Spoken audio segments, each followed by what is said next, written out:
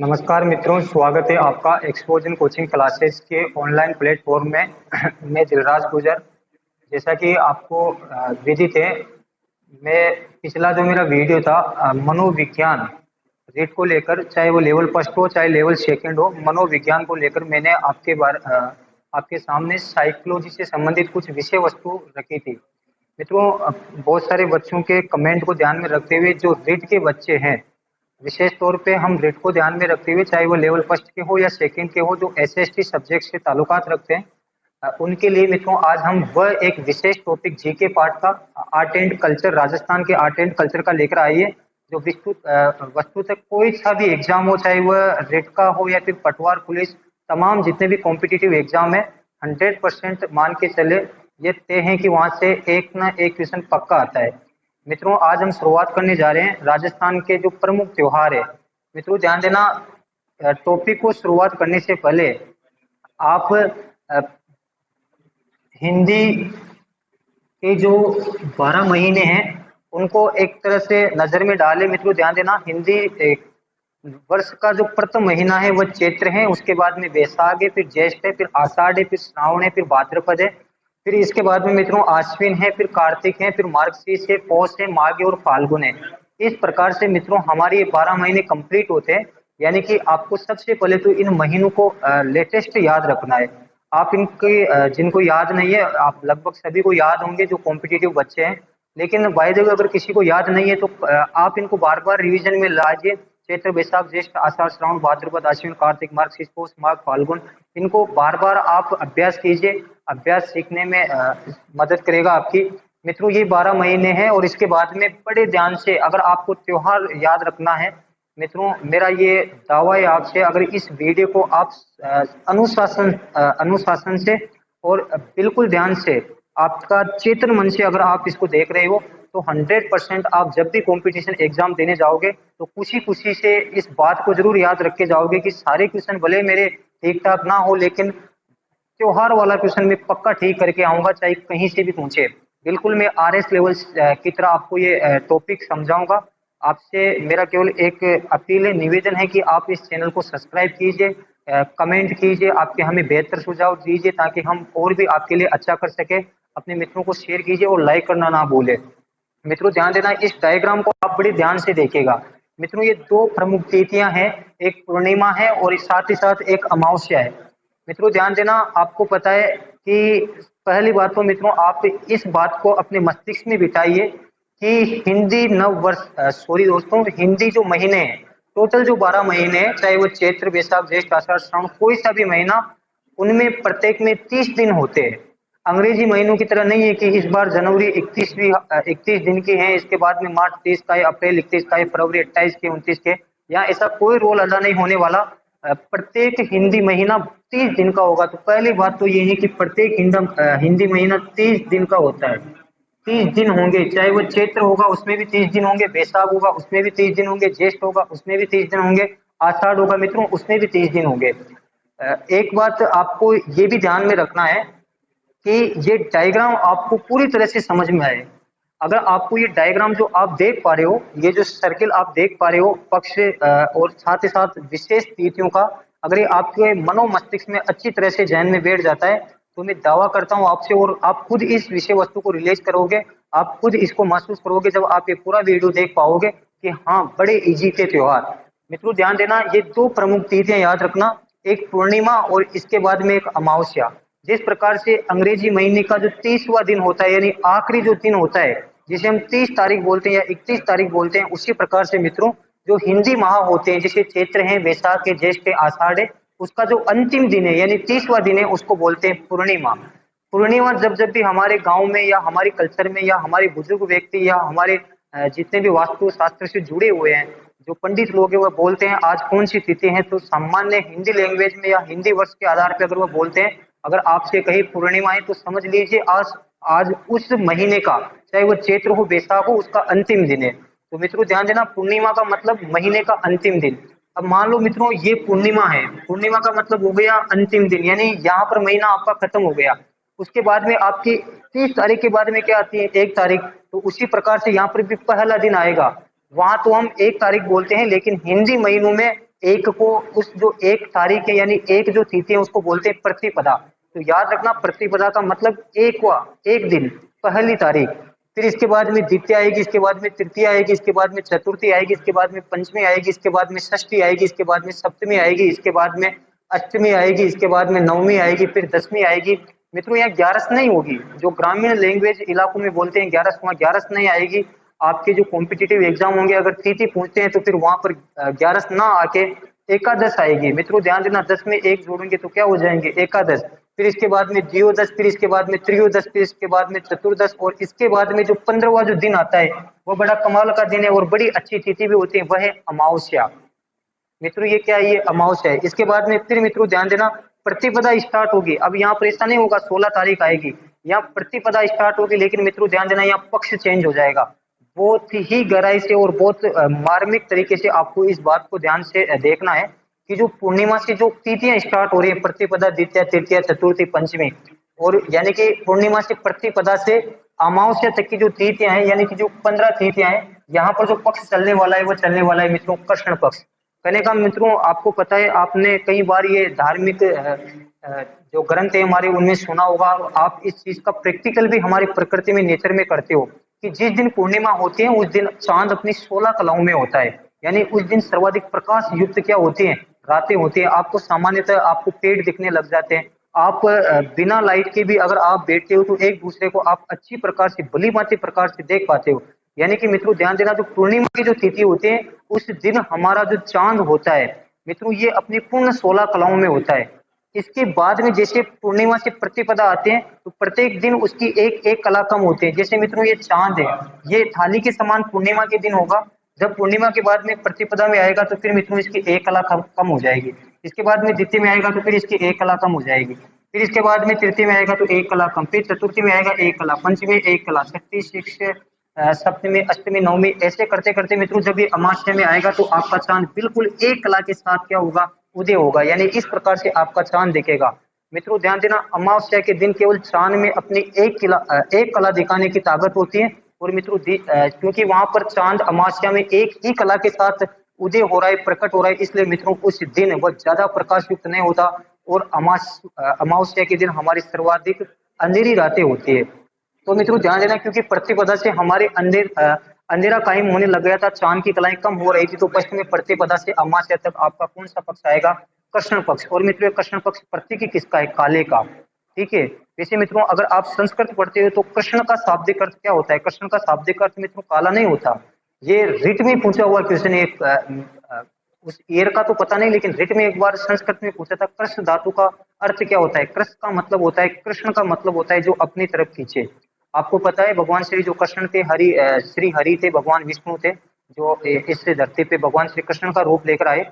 वह हमेशा भले वो काले थे, सांवले थे, लेकिन मित्रों वो गोपियों को अपनी तरफ खींचे थे। कृष्ण धातु का मतलब होता है खींचे, जो अपनी तरफ खींचे। तो मित्रों ध्यान देना, पूर्णिमा के बाद में प्रतिपदा से अमावस्या तक की जो 15 तिथियां हैं वहां पर जो पक्ष चलने वाला है कृष्ण पक्ष आएगा। इसके बाद में अमावस्या के बाद में वापस जो प्रतिपदा स्टार्ट होगी, अब वो कृष्ण पक्ष की नहीं रहेगी, वो शुक्ल पक्ष की रहेगी। क्योंकि मित्रों अमावस्या के बाद में जो प्रतिपदा आएगी, यहाँ से वापस चांद की कलाएं एक एक एक करके वापस क्या हो जाएगी, बढ़ने लगेगी। तो मित्रों ध्यान देना, प्रतिपदा, द्वितीय, तृतीय, चतुर्थी, पंचमी, षष्ठी, सप्तमी, अष्टमी, नवमी, दसवीं, एकादश, द्वियोदश, त्रयोदश, चतुर्दशी, और इसके बाद में वापस आएगी आपकी पूर्णिमा। मित्रों देखो, बच्चे तिथि भी याद रख लेते हैं, इसके बाद में मित्रों महीने भी याद रख लेते हैं। तो प्रॉब्लम क्या होती है फिर त्योहार याद करने की, कभी कभार होता है जब आप बड़े डिप्रेशन में होते हैं, जब एग्जाम हॉल में आप बैठे होते हैं, वो 3 घंटे आपकी जिंदगी के 4 चांद होते हैं, कुछ भी कर सकते हैं। आप पूरे साल भर क्या पढ़ रहे हो ये मायने नहीं रखता, आप उन 3 घंटों में क्या कर रहे हो ये बड़ा इंपॉर्टेंट होता है। और उस प्रेशर में, उस सिचुएशन में मित्रों ध्यान देना, कुछ बच्चे तिथियों को दिमाग से निकाल देते हैं। तिथियां याद आ रही हैं तो पक्ष दिमाग से निकल जाते हैं, पक्ष याद है तो महीने दिमाग से निकल जाते हैं। पक्ष को याद रखने का एक बड़ा टॉनिक जादू तरीका ये होता है मित्रों, कि अगर जब जब आपको कहीं पे पहली बात तो आप जल्दी से इसका स्क्रीनशॉट लीजिए ताकि मैं इसको हटाऊं। मैं आपको कुछ समय का टाइम दे रहा हूं ताकि आप इसका स्क्रीनशॉट लीजिए, आप अपने नोट्सों में इसको एग्जैक्ट ऐसे के ऐसे मित्रों उतारिए, जल्दी लीजिए।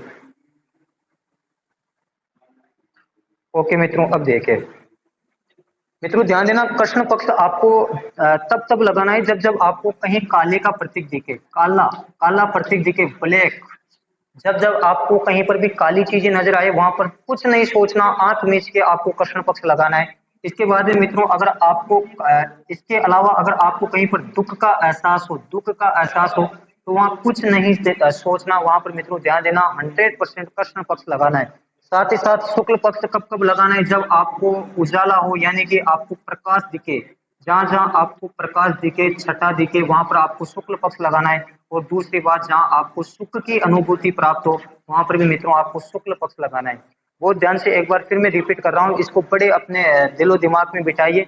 कृष्ण पक्ष तभी लगेगा जब आपको या तो काला रंग नजर आए, या कोई काला पदार्थ दिखे, या कोई काली प्रकृति में ऐसी मनमोहक चीजें दिखे जो काली हो, और साथ ही साथ आपको दुख की अनुभूति हो।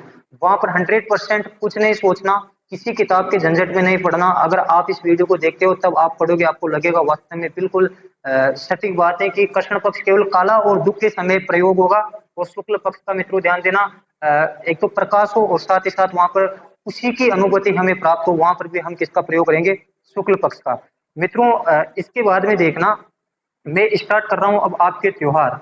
और मित्रों विशेष ऐसे त्योहार जो आपके 100% कॉम्पिटिटिव एग्जाम, चाहे आप यूपीएससी का लो, आरपीएससी का लो, आरएसएम एसएसबी बोर्ड का लो, या फिर किसी भी प्रकार की यूनिवर्सिटी जो आपके एग्जाम कंडक्ट करवाते हैं, कोई भी एग्जाम लो मित्रों, वहाँ 100% अगर आपके राजस्थान आर्ट एंड कल्चर जुड़ा हुआ है तो पक्का मान के चलिए इतने हैं दोस्तों, आपके एक या दो क्वेश्चन आपको वहां से दिखने वाले हैं। एक या दो क्वेश्चन का मतलब होता है आपको लाखों बच्चों से ऊपर ले जाना और लाखों बच्चे से नीचे गिरा देना। क्यों हम इस एक व दो क्वेश्चन को खराब करके आए, क्यों इनको गलत करके आए? और अगर हम तो हमारा जो सबसे बुरी आदत है, तुक्के मार लेंगे, फलाना कर लेंगे, जय बेरू जी की, जय माता जी की, वह ना करें। हम स्टार्ट करते हैं हमारे आज के इस सेशन में पहला त्योहार। मित्रों इसको मैं हटा रहा हूँ, बड़े ध्यान से देखना, मैं फर्स्ट त्योहार आपको बता रहा हूँ।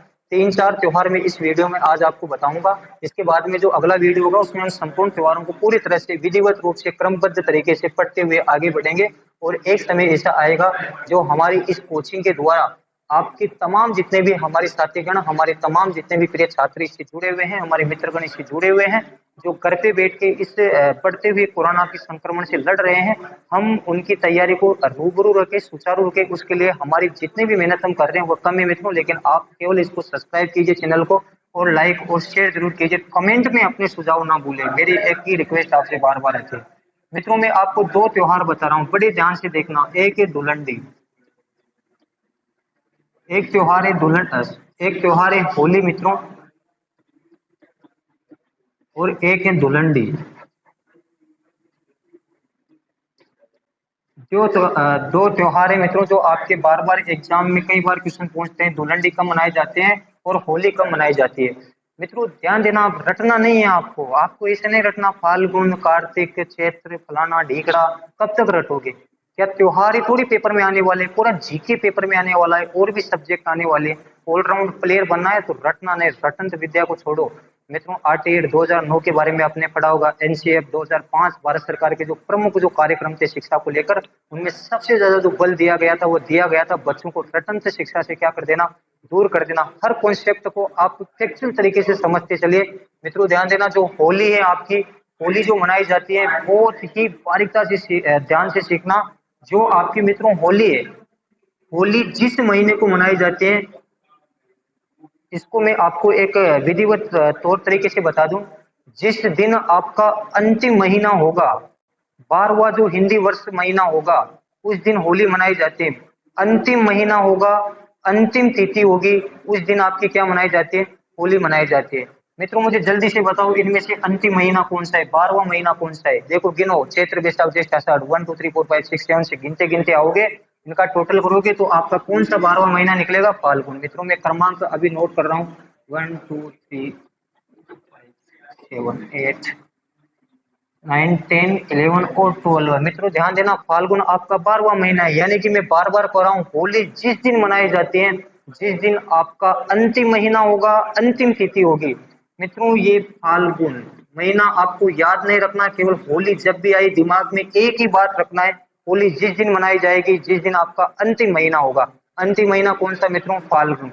मित्रों में ये एक और छोटा सा डायग्राम जो अभी मैंने जस्ट इसको मिटाया था, मैं वापस बना रहा हूँ। ये पूर्णिमा मैंने यहाँ आपको बताई थी एक की थी, यहाँ मैंने बताया था आपको अमावस्या।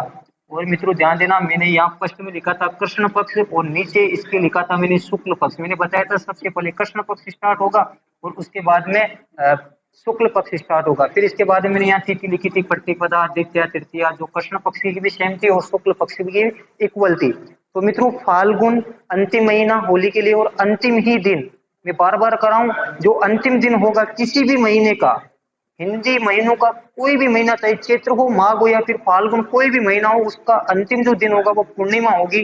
और पूर्णिमा के समय में बार बार कराऊं हमेशा शुक्ल पक्ष लगेगा, अमावस्या के समय हमेशा कृष्ण पक्ष लगेगा। मैं बार बार कराऊं, अब शुक्ल पक्ष क्यों लग रहा है, क्योंकि पूर्णिमा के दिन काफी ज्यादा प्रकाश होता है।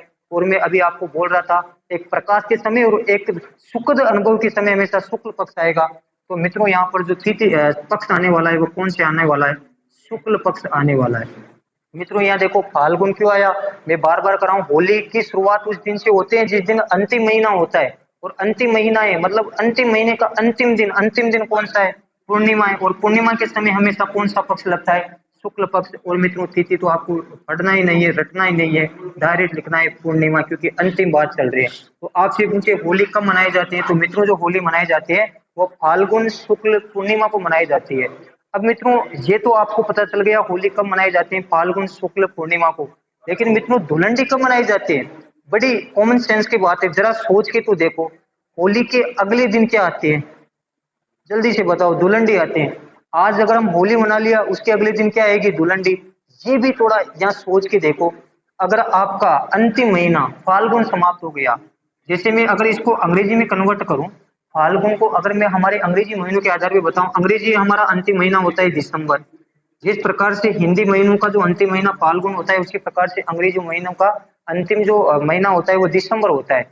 और मित्रों ध्यान देना, दिसंबर जैसे खत्म हो जाएगा, आज मान लो दिसंबर 30 तारीख है, तो कल क्या आएगा, जनवरी आने वाला है। अगर मान लो मित्रों फाल्गुन खत्म हो गया तो वापस कौन सा महीना आएगा, चैत्र महीना। तो मित्रों ध्यान देना, होली तो फाल्गुन में मनाई जाएगी, लेकिन होली के अगले ही दिन, क्योंकि होली के अगले अगले दिन धुलंडी मनाई जाती है, तो धुलंडी मनाई जाएगी मित्रों फिर चैत्र माह में। तो चैत्र माह तो आपको पता चल गया मित्रों।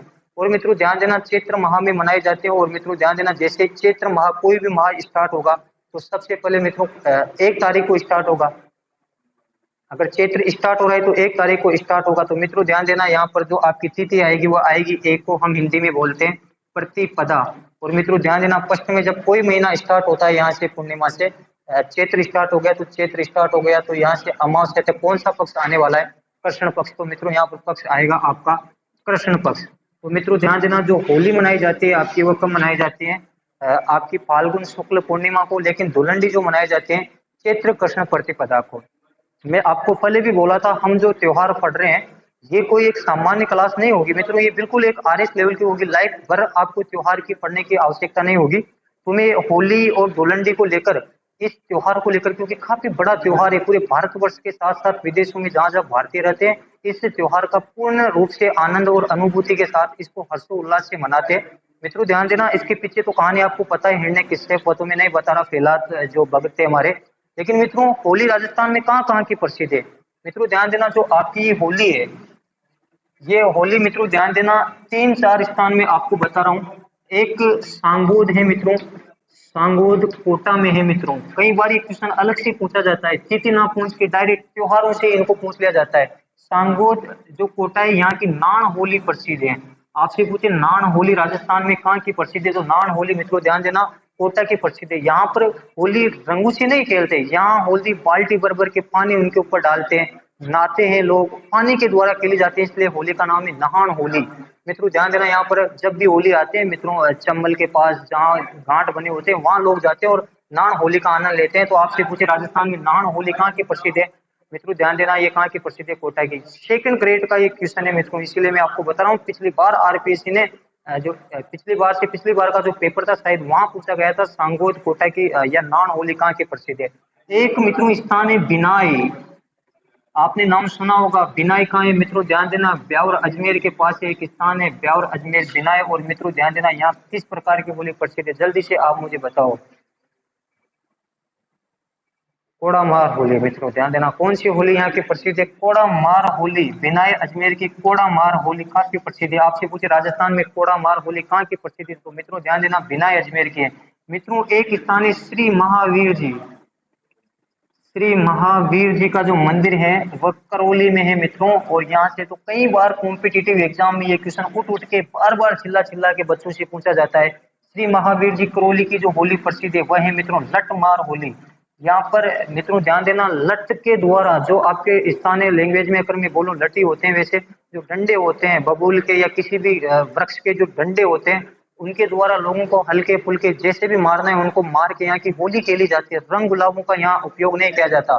आपसे पूछे श्री महावीर जी करौली की या फिर आपसे पूछे लठमार होली राजस्थान में कहाँ की प्रसिद्ध है, तो मित्रों लठमार होली श्री महावीर जी जो करौली में स्थान है वहां की प्रसिद्ध है। साथ ही साथ मित्रों एक और फेमस स्थान में आपको बता दूं मित्रों, ध्यान देना, बाड़मेर में एक होली मनाई जाती है। ठीक है, बाड़मेर एक जिला है हमारे पश्चिम राजस्थान का, आपको पता है रिफाइनरी जहाँ लगाई गई HPCL का वहां पर 76% रेशो था और राजस्थान सरकार का वहां पर 26% रेशो था।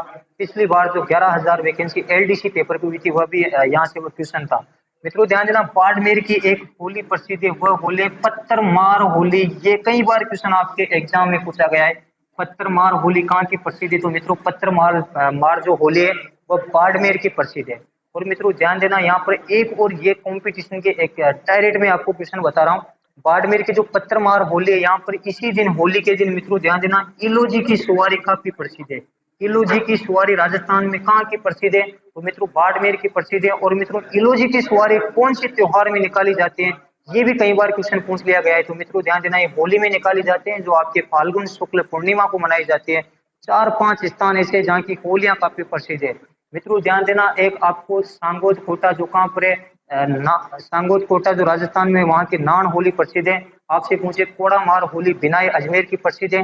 इसके बाद में मित्रों लठ मार होली जो आपके हैं वह आपके श्री महावीर जी का जो प्रसिद्ध मंदिर है करौली में वहाँ के प्रसिद्ध है। श्री महावीर जी का मंदिर वैसे मित्रों पाली में भी है, आपको पता होगा वहाँ पर आदिनाथ के तीर्थ स्थल है, 144 खम्भों पे जो बने हुए हैं।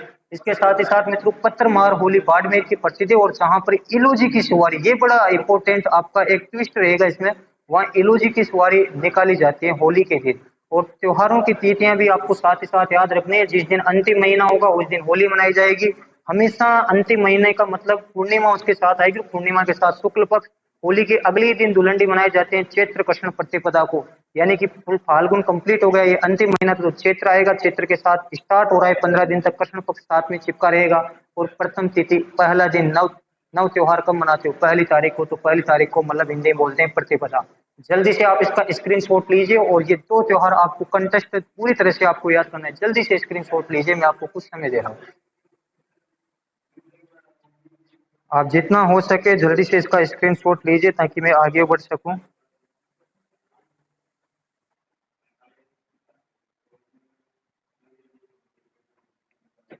ओके दोस्तों आगे देखो।